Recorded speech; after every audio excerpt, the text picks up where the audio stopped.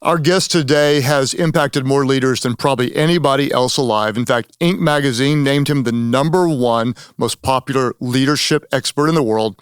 Today, we're talking all things leadership with John Maxwell. Welcome to another episode of the Craig Groeschel Leadership Podcast, where we're incredibly passionate about building your leadership 20 minutes at a time, unless it's a bonus episode with an interview, and then it's going to be longer. And today I've got great news. We have a fantastic interview with a hero of mine in leadership, John Maxwell. I'll introduce him in a moment, but first I want to tell you, when you rate or review the content, it's really helpful and it means a lot to me. Also, if this is helpful content to you and you want to share on social media, you help get the word out and we can add value to more people's life. Hit subscribe to wherever you consume the content and we'll send you the new content each time. And if you'd like the leader guide, go to craiggroeschel.com, click on leadership, and then there's a link that says, send me the leader guide. We'll send you detailed notes every time an episode comes out. It's got questions to help cover with your team. Also, I've got a resource that may be helpful in your leadership. It's a 5-part masterclass. It's called How the Best Leaders Think. If you'd like free access to this masterclass, all you have to do is order a copy of my new book. The new book's called Winning the War in Your Mind, Change Your Thinking and Change Your Life. You can go to craiggroeschel.com. There's information. Once you order the book, you can get free access to the masterclass, How the Best Leaders Think. Today, it's my honor to introduce to you my good friend, John Maxwell. John is a #1 New York Times best-selling author. He's written over 100 books. Who in the world does that? He's the founder of the John Maxwell Company, John Maxwell Team, and Equip, a nonprofit that has trained more than 5 million leaders in 180 different countries. He's got a brand new book out. It's called Change Your World, How Anyone Can Make a Difference. John, welcome to the podcast. It's great to have you with us. It's my joy. I've been looking forward to this for a long time. Hey, before I start picking your brain on all things leadership, a couple of stories, and I just want to say thank you for your impact in my leadership and our whole organization. And it goes back to, I think it was 1996 or 1997, and you had the Tape of the Month Club. I realize there are probably some people listening right now that don't know what a cassette tape is, but that was there was a message. I was wondering if you remember it. There was, I don't know what the title was, but you talked about that leaders are like eagles. Do you remember that message? I do remember it very well. In fact, with that cassette club you're talking about, I did that cassette club for 25 years. Mm-hmm. So every month. So you just take 12 times 25 and you know how many leadership teachings I did. But yes, it was called Searching for Eagles. Mm-hmm. And what does an eagle look like? And you know, how do you identify them so you don't end up with, with a buzzard or something else? So. Well, we probably had 3 or 4 staff members at the time, and we sat around a little table. I can still visualize it. And listen to that, and that helped us to identify the right leaders. Of course. And it was fantastic teaching. And so that was when I first started following you and have followed you ever since. And then on a funny note, you were and are a hero to me. And so I've always looked up to you and admired you and learned from you. And years later, I received a phone call from a friend that we both know. His name is Pastor Gerald. It was his number, and I picked it up, and there was a voice on the other side that said, "Hi, this is John Maxwell." And I thought, this is Gerald playing a trick on me, so I just hung up the phone. That's right. Call you rang again, and 20 seconds later, and it was you on the other side with him. Yeah. And so the first time we talked, I actually hung up on you. I know. I remember that well. And what was interesting, Gerald, he was telling me about what you were doing and how you were doing church differently. And I said, wow, I want to know this guy. I mean, literally, it was out of that conversation. And he said, well, I have his number. I said, then call him. And that's how we kind of got started. Well, that was so much fun. We might call Gerald today, and then and he could hang up on you as well. Yeah. But I appreciate just what you do publicly and then privately. You've just been a friend even before I earned the right to be a friend. And so thank you. What I'd like to do, John, is you've got so many amazing quotes that have impacted me. And what's really it is always interesting to think about how one sentence, one quote can change your mindset. Of course. And can open up windows of understanding and leadership. And so I'd like to go through some of your best quotes, and then I want to ask you specifically about your new book, and then we'll have a little fun with some surprise questions and a lightning round. Okay, sure. And so I've taught this and tried to explain it, and sometimes people will try to push back. But I want you to unpack the idea that everything rises and falls on leadership. Is leadership really that important, and why do you say that? It's really that important. I was 25 years old. I'm 73 now. So when I first heard that quote, that everything rises and falls on leadership, and I lived with it for 2 years. And when I say I lived with it, I wasn't sure that I embraced it, but I wanted to see if I felt that it was true. And the more that I would look around and see and experience, the more I realized it is true. Within a couple years, it became the catalyst for my passion to train leaders. In fact, when people ask me, why am I still in the leadership game? It's that quote right there. I truly believe in every area. It doesn't matter whether it's government area, education, the church world, business world. I believe everything rises and falls on leadership. And I'm so passionate about it, even today. In fact, that quote, I believe that quote more today than I did when I was 25. Mm-hmm. And I think one of the beautiful things about something that really works is that the longer you live with it, the more you love it. And the more that you're convinced of it. Mm-hmm. And I've watched that principle and that quote come to reality in my life thousands and thousands of times with businesses I work with, just people. You just watch it happen. And what's incredible is once I realized this, and then I coupled it with the fact that you could learn how to be a leader. Mm-hmm.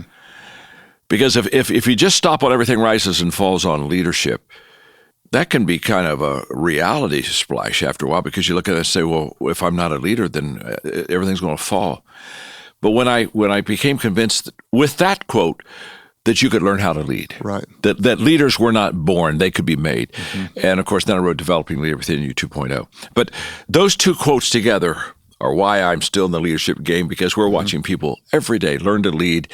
And when they learn to lead, everything gets better. No doubt about it. Yeah, both those principles are hard to appreciate early in your leadership until you do it long enough. Yes. Then you start to really see that everything really does rise and fall in leadership. And then the second thing you said, that that leaders can learn, they can grow, they can be made. You don't have to be born a leader.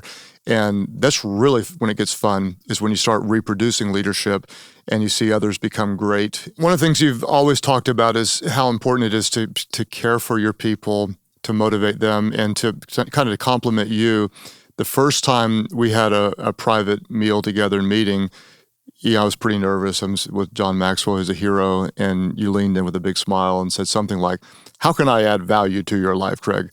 And you just from the very beginning, you're with a guy who was a young developing leader, and you were trying to give and showed how much you cared. You always help value the person with you. The quote that you say that I like so much is, people don't care how much you know until they know how much you care. Someone might say, well, leadership is business. You have to be business and to get results. You have to care about objectives more than people. How would you respond to that? Well, my response would be that I think leaders get in trouble when they quit caring for their people. Mm-hmm. There's a very fine line, as you know, between manipulating people and motivating people. And I think manipulation is always wrong, because manipulation is where I move people for personal advantage. And so to me, that quote is so important because it's a safeguard. It's a safeguard in my life to keep me from crossing that line, mm-hmm. which we all have crossed that line. I've crossed that line before, where all of a sudden I thought, no, wait a minute, I just led that meeting and I came out as the winner.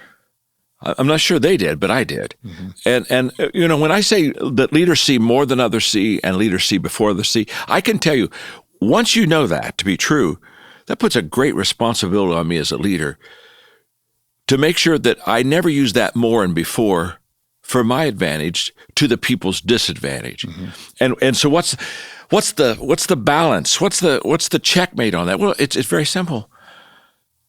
You just care for people and love for people, and I say if when you stop loving people, really do do them a favor, stop leading them. Because the moment that I stop caring for you as a person, then I can promise you the motives of my leadership will go south very quick. Right. They just do.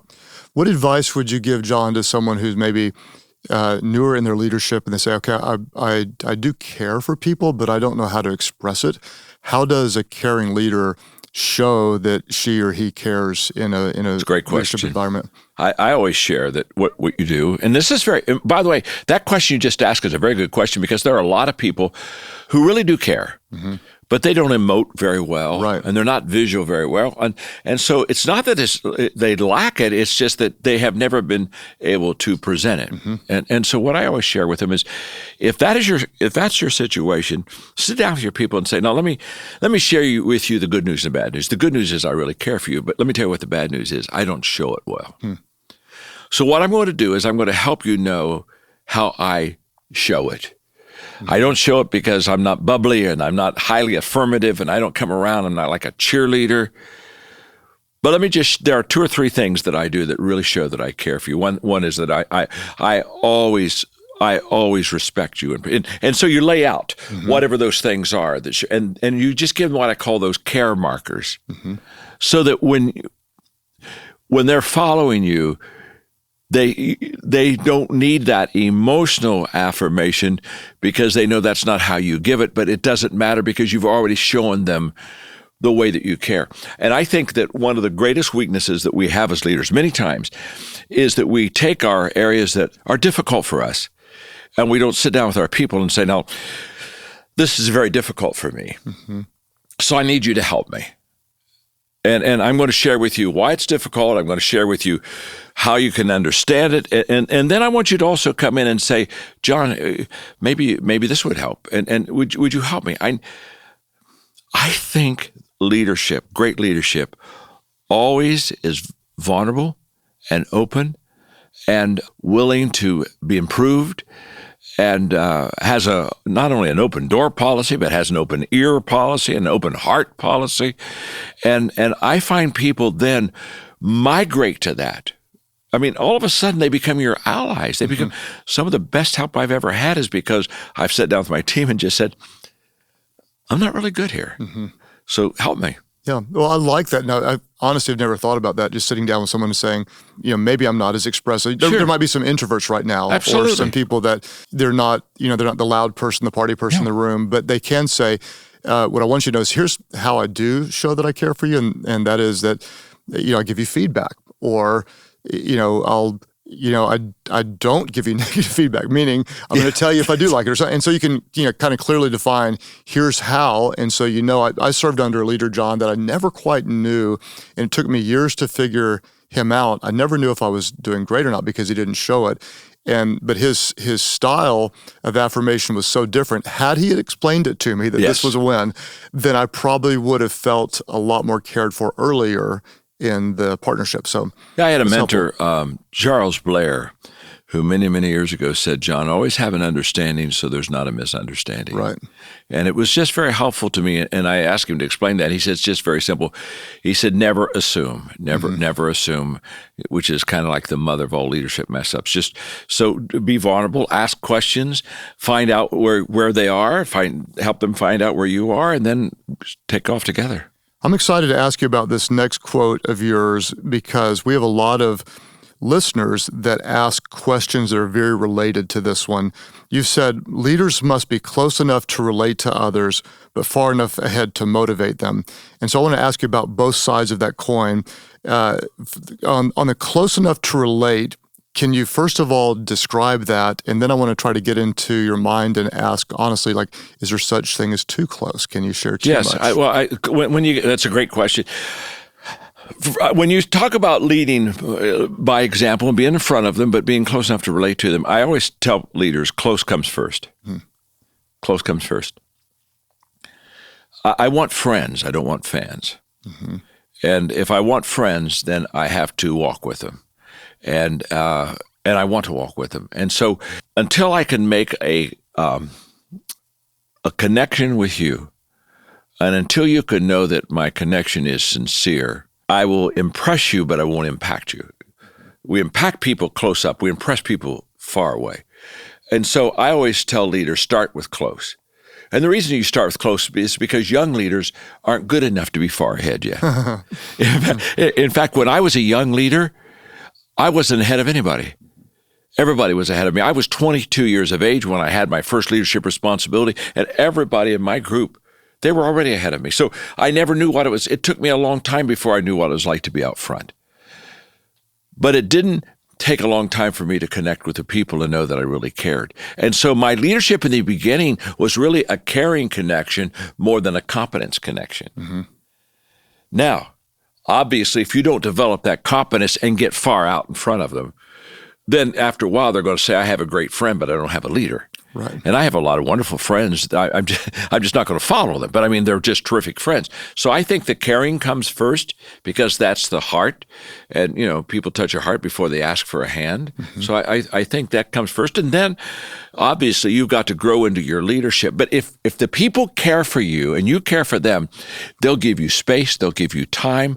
They'll let you mess up. They're your ally. Again, I tell leaders all the time, the greatest thing you could have is have the people that you love you, and always be there to help you. Imagine this. So imagine I'm a young leader, or I'm starting my leadership, and I care about people. And I've got a team of 4, 5, 6, 7 people, and they know I care. And then I see more, and I see before, and so I get out ahead of them, and we cast vision, and we grow together something special. Now I've got 70 people. And then one day 700. How do you communicate care to those people when there's too many? You may not even know all their names. Yes. Well, first of all, you know, Andy Stanley, our friend, says do for one what you wish you could do for many. Right. And I think that's a terrific principle in itself. But what I have always felt is this. I think unconditional love can be for everyone. But I don't think you can give everyone equal time. Mm-hmm. And so I share with my people, you don't have to earn my love. I give that to you unconditionally. But you do have to earn my time. And so there is where I began to distinguish the people that I want to develop and that I want them to move further, is by saying, the way that I will give you that time is for you to show me that you are paying the price for it, that you're up for it. It's John Wooden who would tell his ball players, "Don't tell me what you're going to do, show me what you're going to do." Mm-hmm. And so the moment I start going out in front, it's basically who's going to show me they want to be out front with me. And if you come out front with me, then you're going to have a little bit more of my time.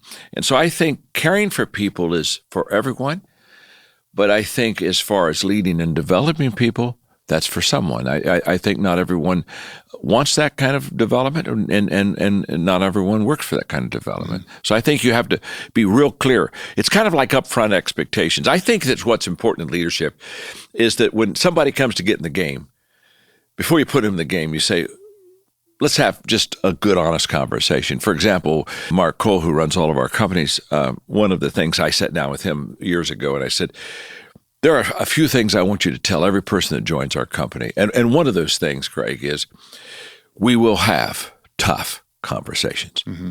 And I love telling them that when we hire them. Because when you hire them, they say, oh, whoopee, I got a job. Yay, we're in, you know. And it's kind of like a high water mark for them. And I love that. At that moment, I like to also say, while you're feeling good and while there's been no problems, there will be problems. Mm-hmm. And I just want you to understand right now, so that when we have that tough conversation, you'll say, well, he isn't picking on me, or am I? No. This is the way this works here. And I just think that the upfront conversations is my willingness to be close to you. Right. But it's also my ability to share with you that there is a leadership part of my life that is always going to cause me to confront, to push, to pull, to prod. You know, in fact, I tell people all the time, the good ones, I say, I care enough for you to confront you. Yes.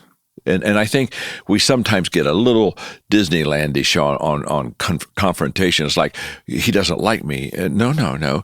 In fact, he likes you so much, or she likes you so much, they're confronting you. No, I like that so much too, because especially, you know, you're the leader of your organization, And if someone is close enough and cares about you enough, you make a mistake, the fact that they come and tell you is a gift. It is a gift. And you have to work really hard to help people confront up. And also some people are afraid to correct their team members. And so I think, like you said, if clarity is kind, if you can say, hey, when I'm coaching you, it's because I believe in you. If I didn't believe in you or didn't like you, I wouldn't be coaching you. So this is actually an act of caring by saying, hey, you can do this better, or have you thought of it this way? Sure. And that's another way of caring. I feel cared for by someone else when they do correct me and help me become better. And I love you bringing that point out. And here's why, Craig. I think if I am not open for correction in my own life, then it's a very difficult thing for me to turn around and do it to others. Right. I think teachability starts at the top. And when I walk into a room, into any meeting as a founder, leader, it doesn't really matter. I can tell my team, and they know right off, the best idea when we walk out of here is the one that's going to win. Mm-hmm.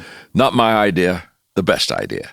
And I think creating that kind of an environment is very healthy. I'm excited to hear your response to this quote. It's one of my favorite quotes of yours. You say, you'll never change your life until you change what you do daily. Yes. The secret of your success is determined by your daily agenda. I'd love to know, what do you do daily that helps you impact lives and build your organization the way you do? What are some of your daily disciplines that are most helpful? Well, I love that question. And I do believe this. I believe that we overestimate what we can do tomorrow. Right. And I think we over-exaggerate what we did yesterday. And I think especially when you're old like me, you sit there and, the good old days, I don't think the good old days were always that good. You know what I mean? But I do think, in fact, I know, we underestimate today. Mm-hmm. And it's the only moment I have. All I have is now. The only time I have. And that's why I tell people consistently, you have to live in the present. Mm-hmm. Be there. Be present. Whatever you're doing, do it well right now. So in my disciplines to make the day count, I have my spiritual disciplines of things that I do in my faith walk that I do on a daily basis. I pray scripture.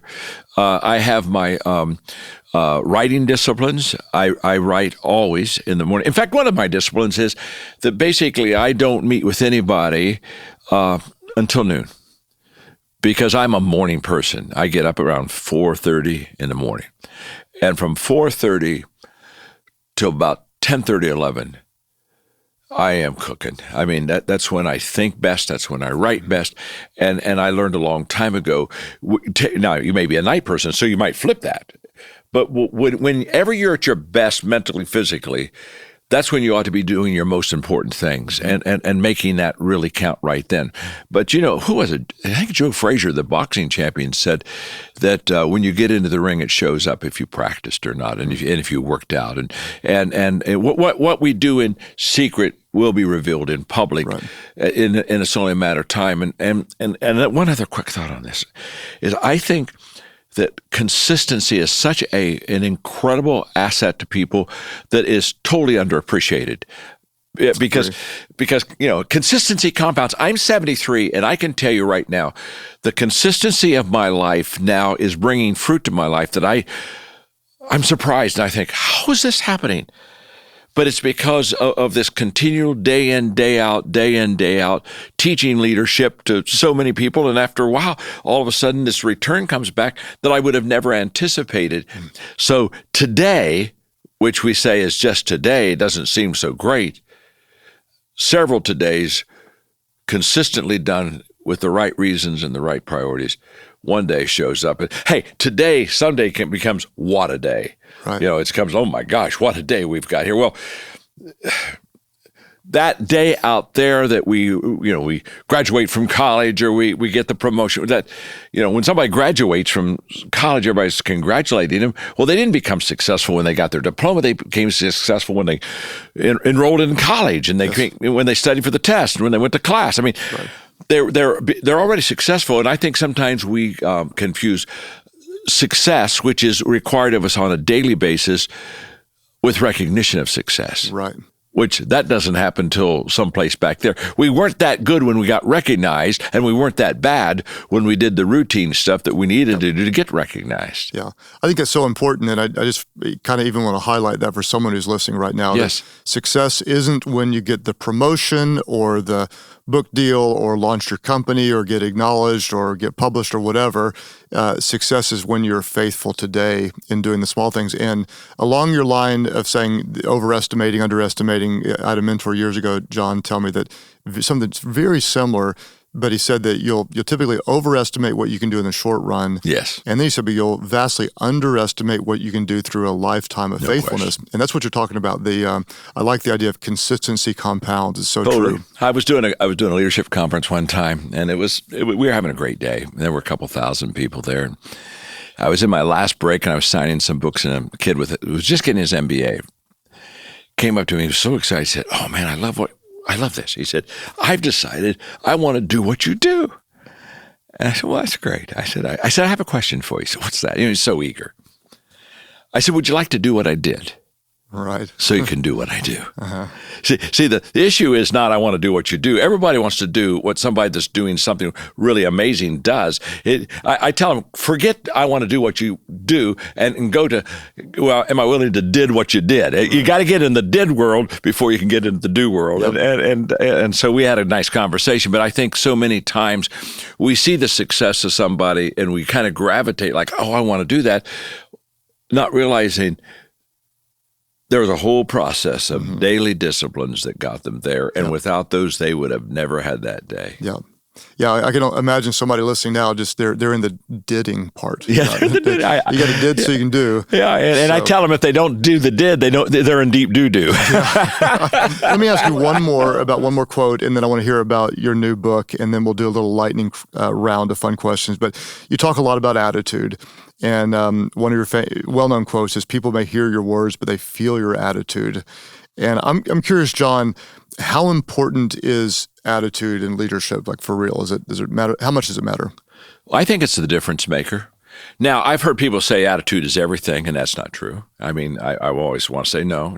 If attitude is everything, what do you do with incompetence? I mean, the good news is they have a great attitude. The bad news is they're incompetent. Well, one day you got to deal with the incompetence. So attitude isn't everything, but I do think it's the main thing. And what I mean by that, I think it's a difference maker. If you have two people with equal skill set, equal experience, equal contribution, and all that, but one has a good attitude and one has a bad attitude, who are you going to have on your team? Right. And why? For only one reason. Attitude showed up in one person's life instead of another person's life. My father passed away on July 4th of 2020, 98 years old. Incredible influence upon my life, Craig. And 2 days before he died, I sat by his bedside for 3 hours. And I sat down with him, and I shared with him every lesson that he taught me. And as I would share with him every lesson he taught me, I would say to him, I learned the lesson from your words first, but I remember the lesson because of your actions. Wow. You backed it up with your life. Mm-hmm. And I think that everything that we say is backed up by our spirit, by our attitude. It's kind of like what you said was true, but your attitude made it palatable. Mm-hmm. It made it something that gave me a hunger to have. And I think that attitude is, and it's a choice. One other thing, attitude's a choice. Something so important we get to choose. A lot of things I'm unable to do because I don't have skill sets, but everybody can pass the attitude test if they want to. And the other thing is, in skills, you can only develop, if from a 1 to 10, you can maybe only develop your skills 2 or 3 numbers. Mm-hmm. But in attitude, you can go from a 0, which I've known people have a 0, and to a 10. Because in matters of choice, you can grow greatly. In matters of skill sets, et cetera, you grow much slower and in less increments. So one follow-up question, because I know a lot of leaders right now are discouraged. There's a lot of headwind that we're all experiencing. And so if someone is kind of down, maybe their attitude's not so great, and you're saying we can improve it, what advice do you have to help choose a better attitude? Well, the first advice I have for all of us is for us to understand it is a choice. Because I think the tendency for me is that when I find that my attitude's starting to slip, and we all need attitude adjustments. We all have to understand our attitude doesn't stay like it should. So there are times when I have to go talk to myself. Yep. And in fact, I tell people the most important conversation that you'll ever hear are the words from yourself. Mm-hmm. And so I think that it begins with the fact that I have to understand that I don't like what's happening. I don't understand what's happening. I can't keep up with what's happening. I can't control these things. So now as a person, I have to go to, what can I control? If I can't control it, I may give it a little space of my time, but I can't give it a lot of space of my time because obviously there's nothing I can do about it. So now I've got to go to, what can you control? And what I learned a long time ago is what you can control will then begin to seize the moment to the things that you can't control. So with attitude, I would share with everybody right now, we're all going through difficult times. None of us like it. I do have a statement on that, and that is everything that you want but you don't have is outside of your comfort zone. And so what's really beautiful about COVID-19 and all that we've gone through is it's taken a lot of us out of our comfort zone. And honestly, we're going to look back 3 or 4 years ago for now, and we're going to say, well, I'm much better because I was willing to go places that I got knocked out of my comfort zone. But this attitude, I would just say you have to go to self-talk and just pull away and say, okay, I don't understand this, but I know I can control this part, and just take the little parts of your life that you can control and get that put a good attitude over that. It really does work. It does. This year, we've had so many things that would be considered setbacks that, like so many other people. And so I've had to talk myself through, okay, so what do we still have? How can we still influence? And we have a lot. We've lost some, but we have so much. When you look at what you still have and what you can do, you can take your attitude to a much better place pretty quickly. Yeah, in fact, I told my team during all these setbacks and all these pivots and all the stuff that we're having to make, I said, you'll not see me mad. Mm-hmm. Because what I don't understand, I won't be mad about, because I know it will make me a better person. Yeah. So understand right now, we're going to constantly adjust. We're going to have to constantly turn back up, do something differently. It's okay, because the moment I can embrace the moment, even though it's, what Max Dupree say, the first responsibility of a leader is to define reality. Once I can embrace reality, now I can do something to create things out of it that will make me and people better. Good. No doubt. John, in 1977, you wrote down a core goal in your journal, and you said, I want to make a difference. Yeah. And you have a new book out that really reflects that core goal. The book is called Change Your World, and it's all about, I happen to have a copy here, Change Your World, how anyone, anywhere can make a difference. And can you tell us a little bit about, do you really believe that someone listening right now, wherever they are in the middle of a difficult time, do you really believe they can make a difference in the world? I not only really believe that you can make a difference and change your world, I really believe you better make a difference. Here's the first. I think that to change your world, you have to have anger of the way things are, but hope that things can get better. And anger without hope puts you into desperate straits. Hope without anger is too Pollyanna, and hope without anger, you won't pay a price. There's a price to change your world you have to pay, and if you don't have a little bit of anger, you're not going to be sincere enough about paying that price. So in Change Your World, first, the whole premise is very simple. Quit waiting for someone else to change your world. And I wanted to start with a book that would allow people to have hope and say, okay, I can do something about where I am. And I think that's where we start. Mm-hmm. So the book is based on values. In fact, here's the thesis. If people learn good values and they live those good values, and if they value others and work together to develop a value-based community, they can change their world. So good. And that's what we do. Well, a lot of people ask, hey, what's a great book I can read next? How can I grow my leadership? So I'll just say to whoever's asking, Change Your World. And also the John Maxwell Leadership Podcast is a must listen for people. John, thank you for your contribution. I can't let you go yet because I got to tell you, I listen to your podcast all the time, and I text you. I tell you the things that you're every time I listen to your podcast, I learn something. I have never listened, and I know I do leadership. I got it. But every time I hear you talk about leadership, there's something that you give me and I get to take away. I mean, I've got a whole Craig Groeschel leadership file that's going to get in my book someday, of which I'll give you credit but no royalties, but I'll give you all the credit in the world. But the point of it is, you're a terrific leader. Thank you. And I listen to your leadership podcast because I always learn from you. So thank you for how you're helping me, making a difference in my life. Well, I'm humbled that you listen. Yeah. Thank you. Lightning round, just for fun. Just for fun. Besides Change Your World, what's your favorite John Maxwell book? Today Matters. Today Matters. Yeah. Biggest leadership pet peeve, what makes you crazy? Leaders not valuing people. Mm-hmm. Favorite thing that you drink during the day? I just put that during the day for some reason. My excess drink. It probably 2 of them in the morning by 10:30 that just keeps me caffeined up. There you go. I've got something similar. I didn't know we were going to talk about my sins today. But anyway. Last new thing you've tried? Well, I did try just on basically flat surface. I just came back from Jackson Hole. And I never did I skied, but I never snowboarded. And so I just thought I would just try, and not really snowboard, but just get in it and just feel how that board was. And I got in it and I felt flat on my butt. And I got out of it. And it was the last thing I tried, and I wasn't any good at it. But at least you tried. At least I tried. At least I wasn't on a hill where I could really hurt myself. There you go. Yeah. Favorite movie? Oh, Braveheart. Oh, I don't know. Lincoln. I loved the movie 3 years ago on Lincoln that came off of Doris Kearns Goodwin's book.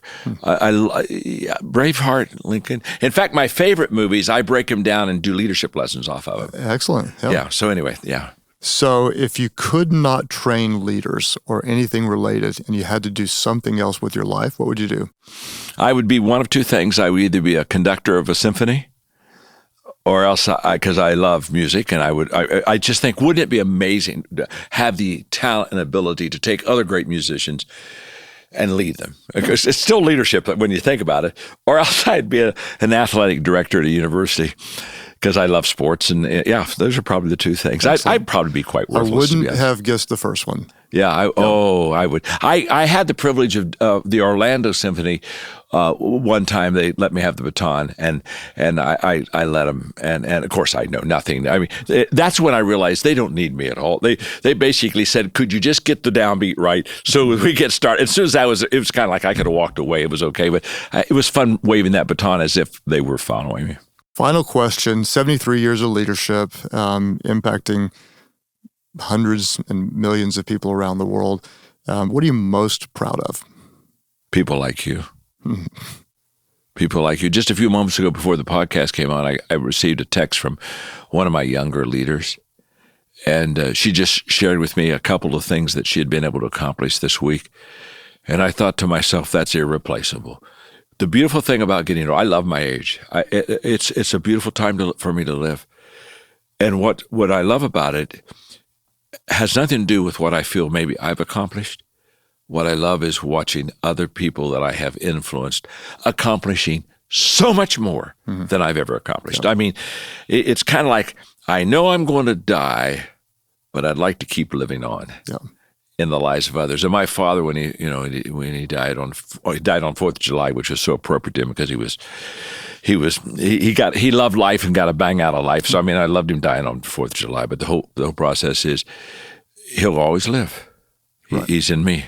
Yep. And so being able to have a legacy with people and watch them do more than I'll ever do, that's truly where the fulfillment comes in. Well, beyond a shadow of a doubt, your legacy of leadership will lead on. And I just want to say thank you so much for your investment in us. It's been my joy. The new book is out. It's called Change Your World, and that's an assignment for you to get and to read. Also, if you'd like free access to my 5-part masterclass, it's called How the Best Leaders Think. You can order my new book. It's called Winning the War in Your Mind, Change Your Thinking, Change Your Life. And then just go to craiggroeschel.com and you can get details on how you can download the free masterclass just for you. And always, if you enjoy this content and it makes a difference in your leadership, if you wouldn't mind writing a review or rating it wherever you consume the content. Also, hit subscribe so we'll send you new content as it comes out each time. And thank you, big thank you to those of you who are sharing on social media, inviting others to be a part. If you tag me and we see it, we might even repost yours and try to bring other people into our community. John, you said it well. We've got to show that we care, be authentic in all we do. So we close it out. You can probably even help me out with this. We say, there's pressure, but don't worry, be yourself, because people would rather follow a leader who's always real than the one who's always right. Perfect. I learned that from Craig Groeschel.